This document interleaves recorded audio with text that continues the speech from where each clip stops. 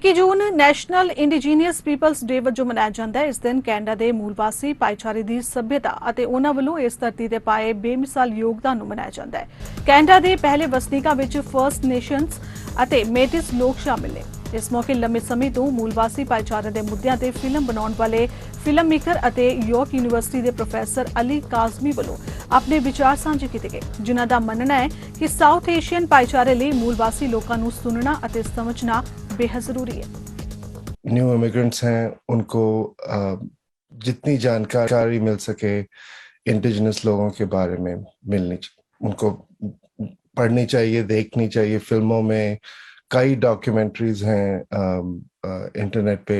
National film board of Canada की बड़ी सी library है इंडिजिनस इश्यूज पे, और ये भी और बातचीत शुरू करनी चाहिए। यहाँ पे जो ब्रिटिश कॉलोनियल रूल थी उनके साथ ये ट्रीटी बनाई गई थी, मगर अब ये कैनेडियन स्टेट की ट्रीटी है, और अगर आप नए इमिग्रेंट आए हैं तो उसमें आप भी ट्रीटी में शामिल हैं। तो ये नहीं बताया जाता कि अगर आप जब आते हैं यहाँ पे, और खुसूसन जब आप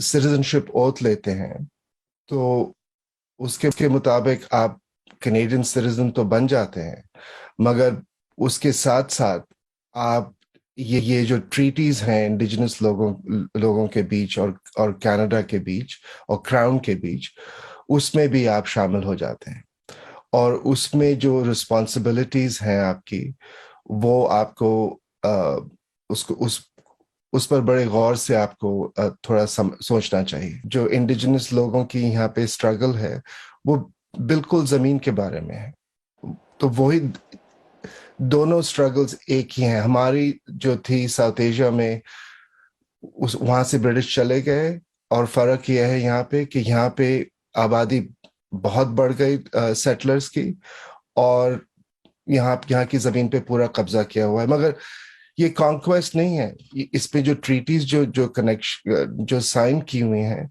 वो आज तक लागू हैं, और ये इंडिजिनस लोग जो यहाँ पे हैं वो हमेशा याद दिलाते हैं कि आपने जो हमारे साथ ट्रीटी साइन की थी वो आज तक भी लागू है, और उसका मतलब क्या है आज।